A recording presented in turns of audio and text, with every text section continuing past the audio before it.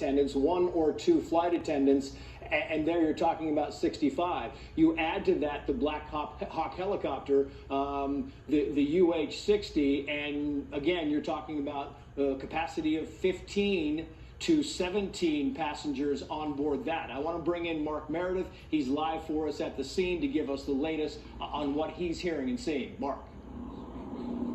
Trace, good evening to you. We are just south of the runway here at Reagan National. We are on the Virginia side, one of the approach paths that this aircraft would have likely have taken. Looking at some of the flight radar apps, the apps that track aircraft all over the country, you can see the approach that this aircraft, the CRJ-700, as you mentioned, a regional commuter jet that all of the major airlines use. This one coming from Wichita, Kansas out to DCA. It is a little bit of a longer flight, but also something well within the aircraft's range. Some of the videos that we have seen out on the scene show that collision between the helicopter as well as this regional jet. I know we're still working to get that video in, but it really shows to you the magnitude of the search and rescue effort now underway. We are just south of the airport. I'd say less than a half mile. There's a marina here where there's dozens of people that have simply shown up to see what is happening, because across the river and as far as the eye can see, you can see the red and blue police lights, the red fire department lights, as well as above. We've got multiple helicopters, probably about 300 to 400 feet in the air, that have been circling,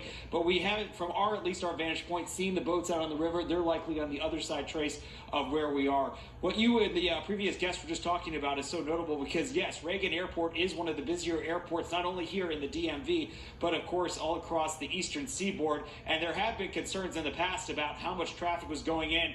Every couple of months, there's been a debate about whether or not to even raise the number of aircraft that can go out of this airport. You can imagine, as you and your guests talked about, this airport is in demand because it is so close to city center. You can get from DCA downtown within about 10 to 15 minutes.